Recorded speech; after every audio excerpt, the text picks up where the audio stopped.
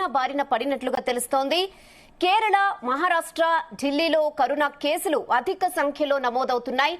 Alert గా ఉండాలంటూ రాష్ట్రాలకు కేంద్రం ఇప్పటికే సూచనలు జారీ చేసింది. ఇక ప్రస్తుతం విస్తరిస్తున్న వేరియంట్ ఎంత ప్రమాదకరం, సామాన్యులు ఎలాంటి కేర్ తీసుకోవాలి, ఇలాంటి అంశాలపై ఇప్పుడు మనతో పాటు జాయిన్ అయిన డాక్టర్స్ తో డిస్కస్ చేద్దాం. మనతో పాటు డిబేట్ లో జాయిన్ అవుతున్నారు సీనియర్ పల్మనాలజిస్ట్ డాక్టర్ వ్యాకరణం నాగేశ్వరరావు గారు, అలాగే డాక్టర్ లిఖిత గారు, జనరల్ ఫిజిషియన్, పీడియాట్రిషియన్, నీలియఫర్ హాస్పిటల్ నుంచి ఉషారాణి గారు కూడా జాయిన్ అయ్యారు. అందరికీ నమస్తే అండి. ఎస్, ముందుగా వ్యాకరణం నాగేశ్వరరావు గారి దగ్గరికి వెళ్దాం. డాక్టర్, జనరల్ గా ఫస్ట్ టైం కరోనా వచ్చినప్పుడు కూడా అంటే రెస్పిరేటరీ ప్రాబ్లమ్స్ ఎక్కువ ఉంటాయి అనేది విన్నాం. సో ఇప్పటికీ కొంచెం అవగాహన ఉంది అసలు కరోనా అంటే ఏంటి అనేది. బట్ ఈ రెస్పిరేటరీ ప్రాబ్లమ్స్ ఇప్పుడు ఈ వేరియంట్ లో ఎలా ఉండబోతున్నాయి, దీని మేజర్ సిమ్టమ్స్ ఎలా ఉంటాయి డాక్టర్? దీన్ని ఫస్ట్ నుంచి మనం ట్రాక్ చేస్తూనే ఉన్నాము. కరోనా కేసెస్ ఏదైతే 2020 నుంచి ఇప్పటి వరకు కరోనా కేసెస్ గవర్నమెంట్ రిజిస్టర్ చేయడము, గవర్నమెంట్ చెప్పడము, గవర్నమెంట్ చెప్పకపోవడము, సర్వేలెన్స్ ఉండడము, సర్వేలెన్స్ లేకపోవడము, గణాంకాలు చెప్పడము, గణాంకాలు చేయకపోవడము, టెస్ట్ చేయకపోవడము, ఇవన్నీ చూస్తూనే ఉన్నాము. అయితే ఇది ఒక పక్కన ఉంటే దీని సింటమ్స్ కూడా గమనిస్తూనే ఉన్నాం. ఇది ఖచ్చితంగా సింటమ్స్ అనేవి upper respiratory tract, lower respiratory tract లో ఎక్కువగా ఉండే అవకాశం ఉంటుంది. అంటే ముక్కు నుంచి మొదలు పెట్టుకుంటే తుమ్ములు రావడం, ముక్కంతా కొద్దిగా ఎలర్జీగా అనిపించడం, గొంతులో కిచకిచ రావడం, గొంతు పట్టేసినట్టు ఉండడం, ఒళ్ళు నొప్పులు రావడం, తద్వారా నెగ్లెక్ట్ చేసినట్టయితే లంగ్స్ లోకి వెళ్లే అవకాశము, కొద్దిగా జ్వరం రావడము, ఒళ్ళు నొప్పులు రావడము, తలనొప్పి రావడము, ఇదన్నీ చాలా టిపికల్ గా ఇంతకుముందు ఎలాగైతే ఉన్నాయో ఆ సింటమ్స్ ఇంచుమించు సరిసమానంగా అలాగే ఉంటాయి. కొద్దిగా వేరియేషన్స్ లో మనకు కనపడచ్చు కాక, కానీ more or less the symptoms are like this. మనం దీన్ని గమనించాల్సిన అవసరం ఉంటుంది. ఓకే డాక్టర్, అంటే లాస్ట్ టైం కరోనా వచ్చిన వాళ్ళకి స్మెల్ పోవడం మేజర్ సిమ్టమ్ గా ఉండింది. చాలా మంది ఇప్పటికీ అంటున్నారు ఇంకా నాకు స్మెల్ రాలేదు అని. సో ఈ విషయం మీద ఏం చెప్తారు? ఇక్కడ కరోనా వ్యాక్సినేషన్ గురించి, కరోనా ఇన్ఫెక్షన్ గురించి ఒక పల్మనాలజిస్ట్ గా, ఒక ప్రాక్టీసింగ్ ఇమ్యునాలజిస్ట్ గా, అలర్జిస్ట్ గా దీని మీద పుంకాలుగా రాయడం జరిగింది. అంతర్జాతీయ పబ్లిష్డ్ లిటరేచర్ కూడా చదవడం జరిగింది. చాలా క్లియర్ గా పబ్లిక్ తెలుసుకోవాల్సింది ఏంటంటే, చాలా మందికి అపోహ ఉంది. ఏముందండి, చిన్న వైరసే కదా, పర్లేదు కదా, ఏముందండి 4 రోజులు పడుకుంటే అయిపోతుంది కదా అని. ఎస్, ఇది చిన్న వైరసే, 4 రోజులు పడుకోవాలి, రెస్ట్ తీసుకోవాలి, దాంట్లో సందేహమే లేదు. కానీ కరోనా ఇన్ఫెక్షన్ గనక ఒక్కసారి వచ్చినట్టయితే ఇది అన్ని వైరస్ లాగా కాదు, ఇది ఒక సింథటిక్ వైరస్. దీంట్లో రకరకాల కాంబినేషన్స్ లో ఉన్నాయి కాబట్టి ఖచ్చితంగా this is going to cause the change in the immune system. ఇంకా లేటెస్ట్ స్టడీస్ ఏం చెప్తున్నాయంటే, this is not only going to cause the changes in immune system, ఇది జెనెటిక్ చేంజెస్ కూడా తెస్తుంది అనే మార్పు, ఆలోచన, స్టడీస్ కూడా మనకు తెలుస్తున్నాయి. సో అందుకనే కరోనా వైరస్ కి వేరే వైరస్ కి కంపేర్ చేస్తూ ఇది పర్లేదండి 2 రోజులు ఓకే ఉంటుంది పర్లేదు అని అనుకోవద్దు. ఎందుకంటే వైరస్ ఇన్ఫెక్షన్ రావడమే తప్పు. ఒకవేళ వస్తే గనక శరీరంలో ఎటువంటి మార్పులు తెస్తుంది అది చెప్పడం చాలా కష్టం.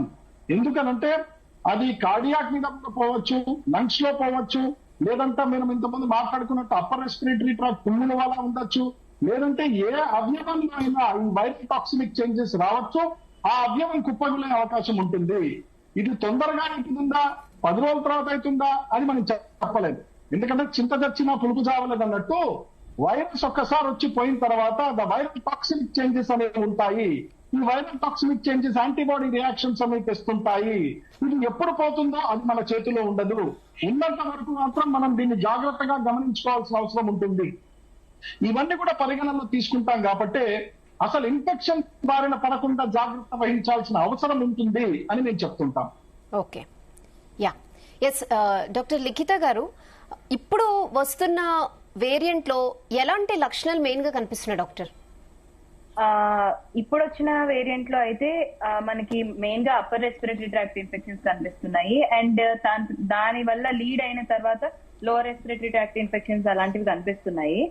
అండ్ లాస్ట్ వేవ్ లతో పోల్చుకుంటే కొంతమంది పేషెంట్స్ కి ఎక్కువగా జిఐ సిమ్టమ్స్ అంటే మోషన్స్, విరోచనాలు అలాంటివి అవ్వడము, పొట్ట నొప్పి ఇలాంటివి వచ్చినాయి ఈ లాస్ట్ వేరియంట్ లో. బట్ ఈ వేరియంట్ లో అయితే ఇప్పటిదాకా అంత సిగ్నిఫికెంట్ వేరే సిస్టమ్ చేంజెస్ అయితే ఏం కనిపించలేదు. రెస్పిరేటరీ సిమ్టమ్స్ లో వర్సన్ అయ్యి పేషెంట్ ఏమైనా కోమార్బిడిటీస్ ఉండి కార్డియాక్ కండిషన్ కానీ లేకపోతే రీనల్ కండిషన్స్ కానీ ఆల్రెడీ ప్రీడిస్పోజింగ్ కండిషన్స్ ఉన్న వాళ్ళు మాత్రం ఎక్కువగా ఎఫెక్ట్ అయ్యి వేరే ఆర్గన్స్ కూడా ఎఫెక్ట్ అయినందువలన సాచురేషన్స్ తగ్గడము, కార్డియాక్ వైరల్ మయోకార్డైటిస్ లాంటివి రావడము ఇలాంటి కేసెస్ కూడా చూస్తున్నాము. బట్ ప్రైమరీ కంప్లైంట్ అనేది మనకి రెస్పిరేటరీ వచ్చి దాని తర్వాత మనకి కార్డియాక్ కానీ రీనల్ కానీ ఇలాంటి కండిషన్స్ ఎక్కువ చూస్తున్నాము. Okay, ya, yes. Doctor Usharani garu, ఇప్పుడు మరి కొద్ది రోజుల్లో స్కూల్స్ కూడా రీఓపెన్ అవుతాయి. సో పిల్లల విషయంలో ఎలాంటి జాగ్రత్తలు తీసుకోవాలి? అలాగే గవర్నమెంట్ నుంచి ఏమైనా ఆర్డర్స్ వచ్చాయా, లైక్ హాస్పిటల్స్ లో సెపరేట్ గా ట్రీట్మెంట్ ఇవ్వాలని కానీ, పిల్లల విషయంలో జాగ్రత్తలు తీసుకోవాలని కానీ? డెఫినెట్ గా ఇప్పుడు especially season change, summer to rainy season transition అవుతుంది. అలాగే స్కూల్స్ కూడా రీఓపెన్ అవుతాయి కాబట్టి ఎక్కువ క్రౌడ్ ఒకటేసారి పిల్లలు క్రౌడెడ్ ఎన్విరాన్మెంట్ లో ఉండే అవకాశం ఉంది. సో యాక్చువల్లీ ఇయరే కాదు, ఎవ్రీ ఇయర్ కూడా రెస్పిరేటరీ డిసీజెస్ అనేవి జూన్ జూలై వచ్చేటప్పటికి, వర్షాకాలం వచ్చేటప్పటికి రావడం జరుగుతుంది. సో నేను మాకు పిల్లల వరకు అయితే కోవిడ్ ఒక విధంగా చెప్పాలంటే అడల్ట్స్ ని ఎఫెక్ట్ చేసినంత పిల్లల్ని ఎఫెక్ట్ చేయలేదు. మేము ఫస్ట్ వేవ్ నుంచి కనుక చూస్తుంటే, ఫస్ట్ వేవ్ అనివ్వండి, సెకండ్ వేవ్ ఒమిక్రాన్ అప్పుడు కూడా చూసాము, పిల్లల్లో చాలా మైల్డ్ సిమ్టమ్స్ ఉన్నాయి. ఓన్లీ మైల్డ్ ఫీవర్ లాగా upper respiratory tract infection, just జలుబు దగ్గు వచ్చి ఆగిపోవడం తప్ప దానివల్ల అంత పెద్దగా ఎఫెక్ట్స్ రాలేదు. మాకు ఫస్ట్ వేవ్ లో నీలోఫర్ హాస్పిటల్ కనుక చూస్తే నియర్లీ ఒక 100 అడ్మిషన్స్ వరకు అయినాయి, కానీ అందరూ రికవర్ అయ్యి వెళ్లారు. అలాగే ఇప్పుడు ఈ వేవ్, ఈ JN1 వేరియంట్ నుంచి సబ్ వేరియంట్స్ ఏవైతే ఉన్నాయో ఇవి మన దేశంలో డిటెక్ట్ అవుతున్నాయి కాబట్టి మన సెంట్రల్ గవర్నమెంట్ నుంచి స్టేట్ గవర్నమెంట్స్ అందరికీ ఇన్స్ట్రక్షన్స్ వచ్చాయి. అలాగే మా స్టేట్ గవర్నమెంట్ కూడా మా హాస్పిటల్ అందరికీ కోవిడ్ ప్రిపేర్డ్నెస్ గురించి సర్క్యులర్ అయితే ఇచ్చింది. సో మేము నీలోఫర్ హాస్పిటల్ ఒక సెపరేట్ గా, యాక్చువల్లీ ఒక రెస్పిరేటరీ బిల్డింగే ఉంది. మేము ఏదైనా కోల్డ్, కాఫ్ అలాగే న్యూమోనియా కేసెస్ అన్ని ఆ బిల్డింగ్ లోనే అడ్మిట్ చేస్తాము. అందులో ఒక ఫ్లోర్ స్పెషల్లీ కోవిడ్ కోసం డెడికేటెడ్ గా పెట్టాం. అలాగే కోవిడ్ ఒకవేళ అన్ఎక్స్పెక్టెడ్ గా ఒక కోవిడ్ న్యూమోనియా వేవ్ వస్తే గనక దానికి కావాల్సిన ఆక్సిజన్, ఎక్విప్మెంట్స్ అంతా రెడీగా పెట్టాము. బట్ పాస్ట్ ఎక్స్పీరియన్స్ బట్టి చూస్తుంటే I'm not expecting any serious wave in children are protected compared to adults. అలాగే అడల్ట్స్ లో కూడా కోమార్బిడిటీస్ ఉన్న వాళ్ళకే ఈ వేరియంట్ తో సివియర్ సిమ్టమ్స్ వస్తున్నాయి. అదర్వైజ్ ఇది just routine flu like illness లాగానే వచ్చి తగ్గిపోతుంది. Okay, ya, yes. Doctor Nageswararao garu, already కరోనాకి వ్యాక్సిన్స్ తీసుకున్నాం, చాలా మంది 2 డోసెస్ తో పాటు బూస్టర్ డోస్ కూడా తీసుకున్నారు. సో ఇప్పుడు వేరియంట్స్ రూపంలో రూపు మార్చుకుంటుంది వేరియంట్ లో. సో ఇప్పుడు మళ్ళీ వ్యాక్సినేషన్ తీసుకోవాల్సి వస్తుందా, లేకపోతే ముందుగా తీసుకున్న వ్యాక్సినేషన్స్ వల్ల ఎంత వరకు ఇంపాక్ట్ ఉంటుంది?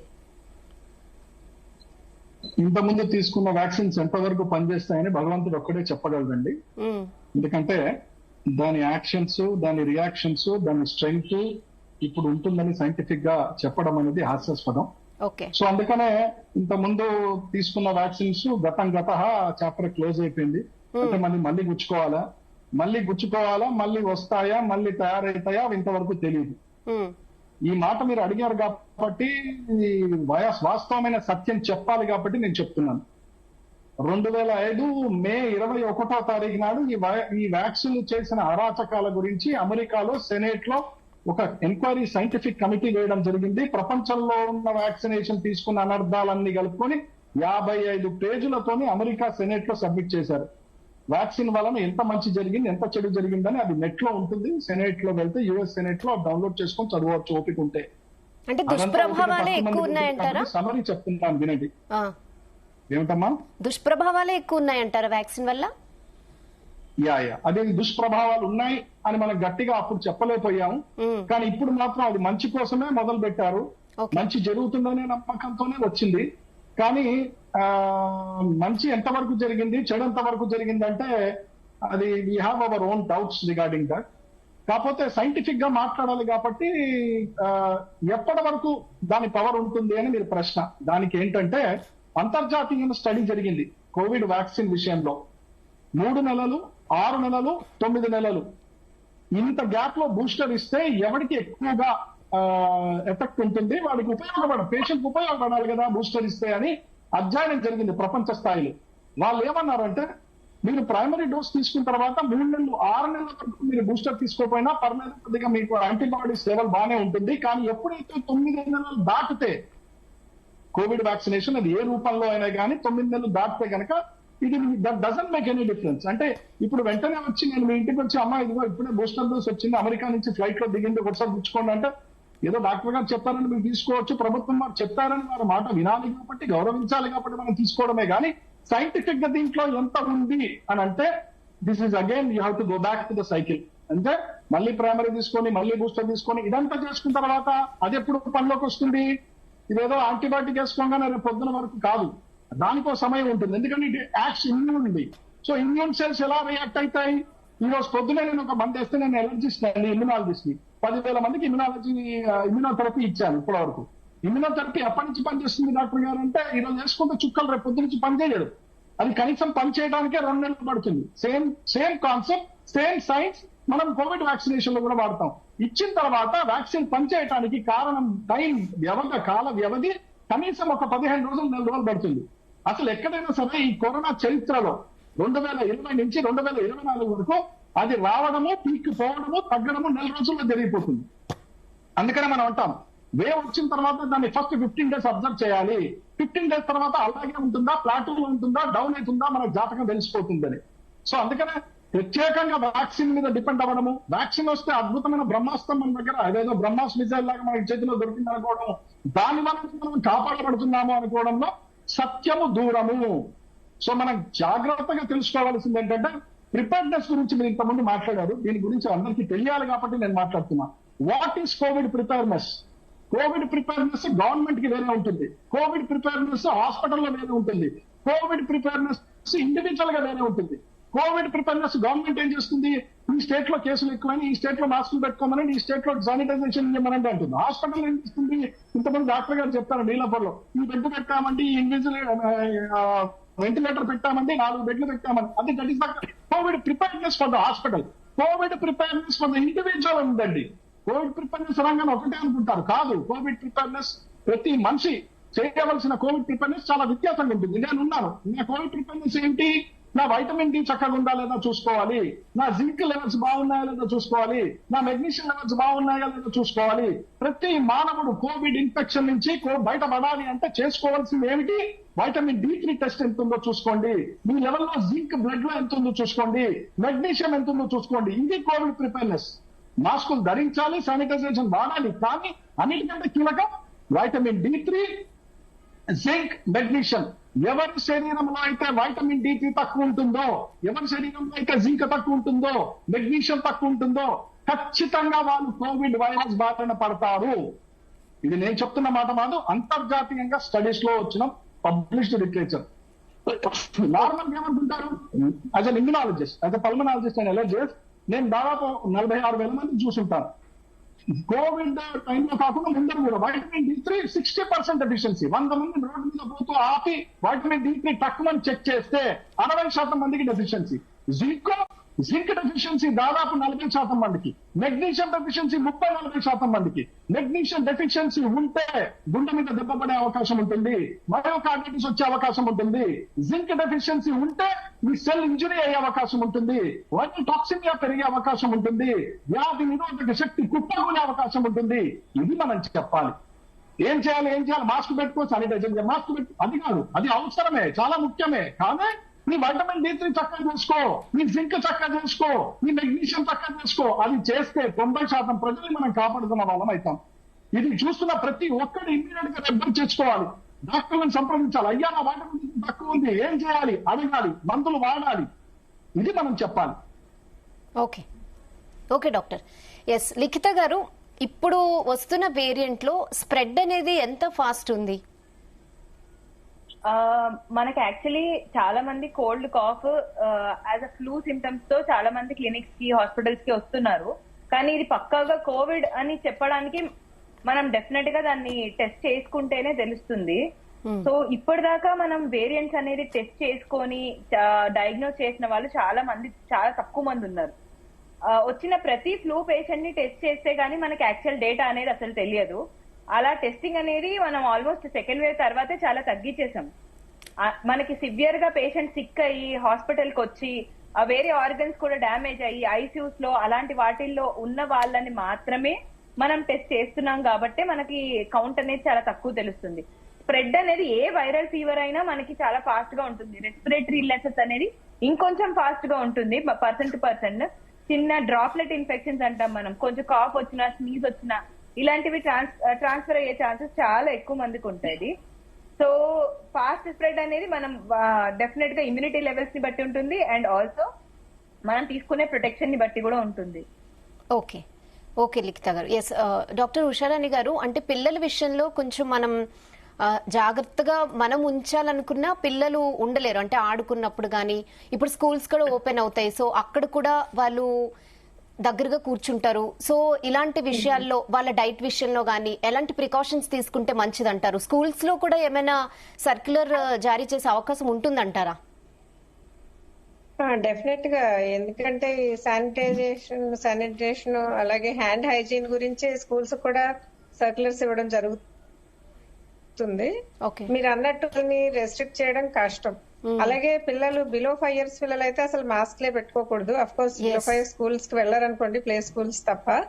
కాకపోతే మెయిన్ గా గుర్తుంచుకోవాల్సింది ఏంటంటే, ఎవరికైతే ఫీవర్ కోల్డ్ కాఫ్ సిమ్టమ్స్ ఉంటాయో వాళ్ళు స్కూల్ కి పంపించకూడదు. యూజువల్ గా పేరెంట్స్ ఏంటంటే అబ్సెంటిజం అస్సలు ఒప్పుకోరు. కొద్దిగా కోల్డ్ కాఫ్ నా ఏమవుతుందిలే అని పంపించేస్తుంటారు. సో అది మానేయాలా. మెయిన్ గా కోల్డ్ కాఫ్ ఉన్న పిల్లల్ని పూర్తిగా సిమ్టమ్స్ తగ్గేదాకా ఇంట్లోనే పెట్టడం ద్వారా మనం ఈ స్ప్రెడ్ అనే దాన్ని తగ్గించవచ్చు. సో మనం చూస్తున్న రిపోర్ట్స్ ప్రకారం కంపేర్ టు ప్రీవియస్ వేరియంట్స్ ఈ JN1 వేరియంట్ అనేది ట్రాన్స్మిసిబిలిటీ ఎక్కువ, కొంచెం ఫాస్ట్ గా స్ప్రెడ్ అయ్యే అవకాశం ఉంది. సో అందుకని మనం ఎవరికైతే సిమ్టమ్స్ ఉంటాయో వాళ్ళని ఇంట్లోనే పెట్టి సిమ్టమ్స్ పూర్తిగా తగ్గేదాకా స్కూల్ కి పంపకుండా ఉంటే మిగతా పిల్లలకి వచ్చే అవకాశం ఉండదు. అలాగే స్పెషల్లీ ఎవరికైతే పిల్లలకి సిమ్టమ్స్ ఉన్నాయో వాళ్ళని వాళ్ళ ఇంట్లో ఉన్న పెద్దవాళ్ళ నుంచి, గ్రాండ్ పేరెంట్స్ నుంచి దూరంగా ఉంచాలి. ఎందుకంటే గ్రాండ్ పేరెంట్స్ యూజువల్ గా కోమార్బిడిటీస్ ఉంటాయి, వాళ్ళలో ఇల్నెస్ సివియర్ గా ఉండే అవకాశం ఉంటది. అందుకని ఈ సిమ్టమ్స్ ఉన్న పిల్లల్ని గ్రాండ్ పేరెంట్స్ దగ్గర వదలడం అనేది కూడా మనం అవాయిడ్ చేస్తూ ఉండాలి. ఇంకా డైట్ విషయానికి వస్తే స్పెషల్ డైట్ ఏం లేదు. యూజువల్ గా ఫీవర్ వస్తే చాలా మంది ఈ రోజుల్లో కూడా కొంచెం ఫ్రూట్స్ అవాయిడ్ చేయడం, అన్నం అవాయిడ్ చేయడం చేస్తూ ఉంటారు. బట్ మేము జనరల్ గా చెప్పేదంటే ఏ ఇన్ఫెక్షన్ ఉన్నా, అది డయేరియా అయినా కూడా రెస్పిరేటరీ ఇన్ఫెక్షన్ అయినా కూడా మామూలుగా తినేదానికన్నా కూడా ఎక్కువ ఆహారం ఇవ్వాలి. ఒక 2 meals ఎక్స్ట్రా ఇవ్వండి అని చెప్తాం. ఎందుకంటే సిక్నెస్ ఉన్నప్పుడు క్యాలరీ కన్సంప్షన్ ఎక్కువ అవుతుంది కాబట్టి డైట్ రోజు తినే డైట్ ఎక్కువగా ఇవ్వాలి. మెయిన్ గా హైడ్రేషన్ అనేది చాలా చాలా ఇంపార్టెంట్. రెస్పిరేటరీ ఇల్నెస్ అయినా డైరియా అయినా కూడా హైడ్రేషన్ ఎక్కువగా ద్రవ పదార్థాలు ఇవ్వడం, ORS లాంటివి ఇవ్వడం అనేది చాలా చాలా ఇంపార్టెంట్. ఓకే, ఇప్పుడు పిల్లలకి ఎలాంటి టెస్ట్లు ఏమైనా, అంటే ప్రైమరీ ఐడెంటిఫికేషన్ ఏమైనా వాళ్ళకి డౌట్ వచ్చి పేరెంట్స్ ఏమైనా టెస్ట్ చేయించాలనుకుంటే ఎలాంటి టెస్ట్ అయితే బెటర్ డాక్టర్? పిల్లలకు కూడా కోవిడ్ RT-PCR చేయించవచ్చు. కాకపోతే ఇది అనవసరం. The test is not cost effective. ఎందుకంటే ప్రస్తుతం సిమ్టమ్స్ అనేవి చాలా మైల్డ్ గా ఉన్నాయి. యూజువల్ గా ఫీవర్లు 2-3 days లో తగ్గిపోతాయి. ఎవరికైతే 3 days మించి ఫీవర్స్, రెస్పిరేటరీ సిమ్టమ్స్ ఎక్కువ ఉన్నాయో వాళ్ళకి మాత్రమే టెస్టింగ్ చేయడం బెటర్. బికాజ్ మన అన్ని ఫ్లూ లైక్ ఇల్నెస్ అంటే కనుక కోల్డ్ కాఫ్ ఓకే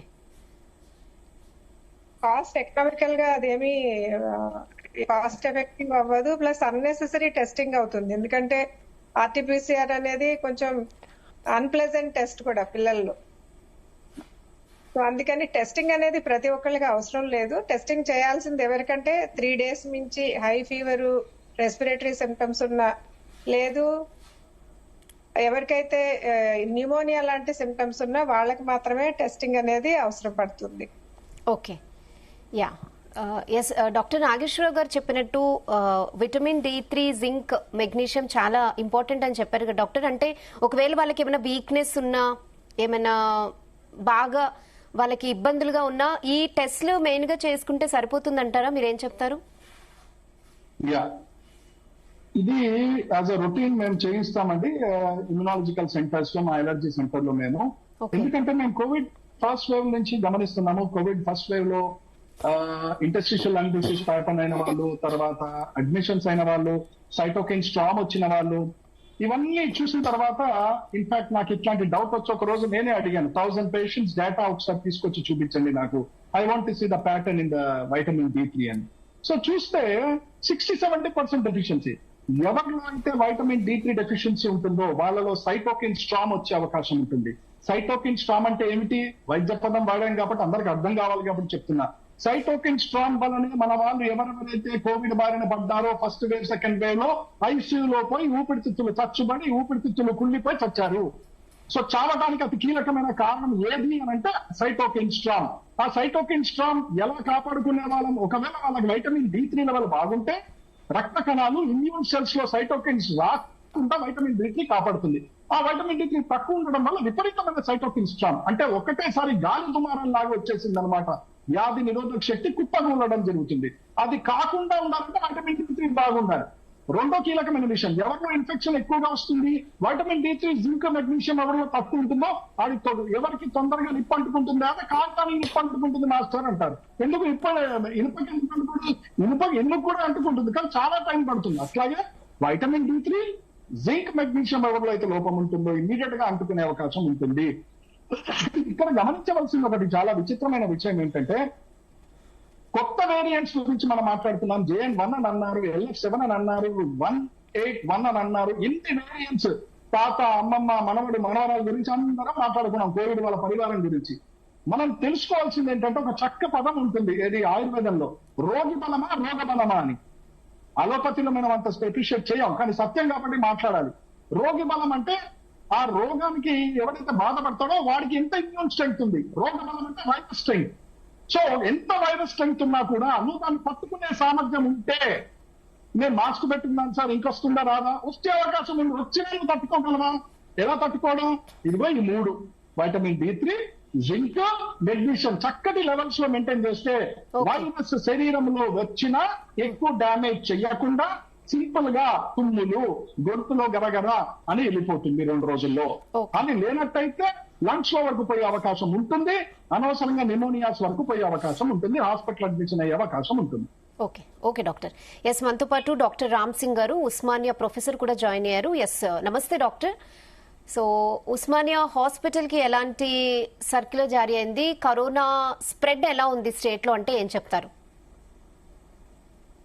ఉస్మానియా హాస్పిటల్లో ఆల్మోస్ట్ మనం ఒక 1500 వరకు అయ్యామా. ఇక్కడ అన్ని రకాల ఏర్పాట్లు ఉన్నాయి. ఓకే. బేసిక్ కరోనా వార్డ్సే మేము ఉంచి ఉన్నాము ఇంతకు ముందు. ఇప్పుడు ప్రజెంట్ సిచ్యువేషన్ లో ఏ రకమైన అంత కాంప్లికేటెడ్ అనిపించట్లేదు. హర్డ్ ఇమ్యూనిటీ అందరికి వచ్చి ఉన్నది. ఇప్పుడు ఎట్లాంటి పేషెంట్లకు అంత డెత్ గానీ మోర్టాలిటీ గానీ ఎక్స్పెక్ట్ చేయాల్సినంత అవసరం లేదు. ఓకే. కాబట్టి ఉస్మానియాలో గానీ, గాంధీలో గానీ, ఇంకా ఇక్కడ మనకు చెస్ట్ హాస్పిటల్ కానివ్వండి, ఓఆర్ఎన్టీ హాస్పిటల్ ఉంది, ఇది మన ఫీవర్ హాస్పిటల్ అంటాం నల్లకుంట. ఈ గవర్నమెంట్ హాస్పిటళ్లలో మనకి ఎక్కడైనా గానీ ఆక్సిజన్ సపోర్ట్ ఉంది. కోవిడ్ టైం నుంచి మనకు ఆక్సిజన్ ప్లెంటీగా సప్లై ఉంది. తర్వాత యాంటీబయాటిక్ కవరేజ్ ఉంది. ఫిజిషియన్స్ ఉన్నారు, పల్మనాలజిస్టులు ఉన్నారు. సో అన్ని రకాలుగా మనం గవర్నమెంట్ హాస్పిటళ్లలో ఎట్లాంటి డిసాస్టర్ వచ్చినా మనం హెల్ప్ చేయవచ్చు, నో ఇష్యూ. ఓకే. సో అంటే ప్రికాషన్స్ సామాన్యులు ఎలాంటివి తీసుకుంటే బెటర్ అంటారు డాక్టర్? ఇంతకుముందు డాక్టర్ గారు చెప్పారు, ఉషా మేడం కూడా చెప్పారు. కాబట్టి జనరల్ గా ఎక్కడైతే ఇప్పుడు వీళ్ళు చెప్పినే కాకుండా మెయిన్ గా రైల్వే స్టేషన్స్ కానివ్వండి, బస్ స్టాండ్స్ కానివ్వండి, ఈ మాల్స్ కానివ్వండి, ఎక్కువైతే గుమిగూడి ఉంటారో ఈ పండుగల పేర్ల మీద, జాతరలు, ఈ మాస్ ఎక్కువ ఎక్కడ తిరుగుతా ఉంటారో అక్కడ మనం కొంచెం ఐసోలేట్ కావడం బెటర్. ఎందుకంటే ఎవరైనా ఈ viral infections, any viral infection, ఇది కరోనానే కాకుండా ఎనీ వైరల్ ఇన్ఫెక్షన్ వచ్చినప్పుడు ఒకరి నుంచి ఒకరికి స్ప్రెడ్ అయ్యే ఛాన్స్ ఉంటుంది, నంబర్ 1.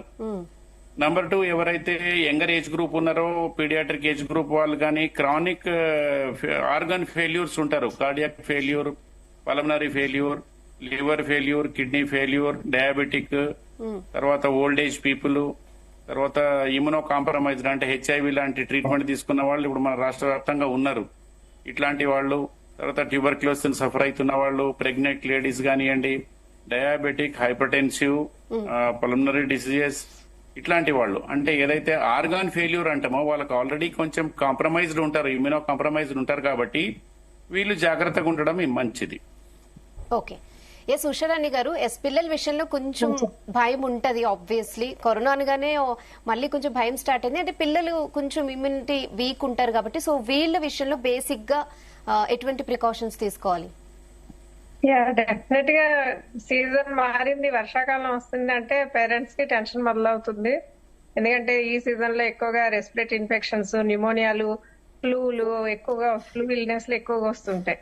కాకపోతే కోవిడ్ కూడా ఇప్పుడు ప్రస్తుతం ఉన్న పరిస్థితుల్లో అయితే ఇప్పటి వరకు కూడా ఫస్ట్ వేవ్ నుంచి ఇప్పటి వరకు చూస్తే కామన్ ఫ్లూ లాగానే ప్రెజెంట్ అవుతుంది. ఫార్చునేట్లీ అడల్ట్స్ ని ఎంత సివియర్ గా కోవిడ్ ఎఫెక్ట్ చేసిందో అంత సివియర్ గా, అదృష్టం కొద్దీ పిల్లల్లో అంత సివియర్ ఎఫెక్ట్స్ లేవు అనే చెప్పాలి.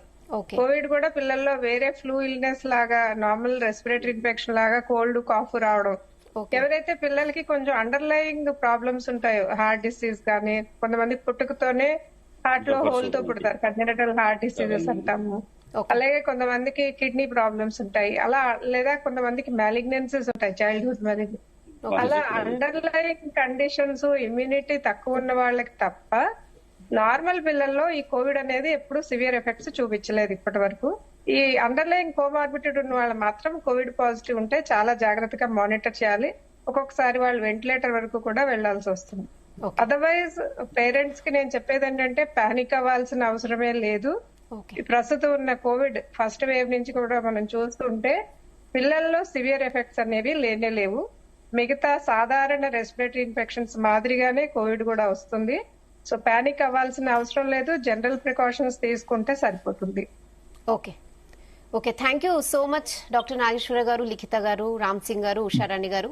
జీ తెలుగు న్యూస్ వ్యూవర్స్ కి కరోనా మీద ఉన్న డౌట్స్ కి క్లారిటీ ఇచ్చారు. సో మొత్తానికి ముందు దానికన్నా ఇప్పుడు అంత భయపడాల్సిన అవసరం లేదు, బట్ ప్రికాషన్స్ అయితే తప్పకుండా తీసుకోవాల్సిందే. క్రౌడెడ్ ప్లేసెస్ ని అవాయిడ్ చేయాల్సిందే. శానిటైజేషన్, మాస్క్ పెట్టుకోవడం, ఇలాంటి బేసిక్ థింగ్స్ అయితే ఫాలో అవ్వాల్సిందే. అండ్ స్పెషలీ సీనియర్ పల్మనాలజిస్ట్ చెప్పినట్లుగా కంపల్సరీగా విటమిన్ D3 ఒకటి, మెగ్నీషియం, జింక్ టెస్ట్లు మాత్రం చేయించుకుని, ఒకవేళ ఇందులో ఏమైనా డెఫిషియన్సీ ఉంటే తప్పకుండా వీటికి మెడిసిన్స్ యూజ్ చేస్తే ఇమ్యూనిటీ పెరుగుతుంది. దానివల్ల కరోనాయే కాదు ఎటువంటి ఫ్లూస్ దరి చేరువని చెప్తున్నారు. ఇది వాళ్ళ డిబేట్. స్టేట్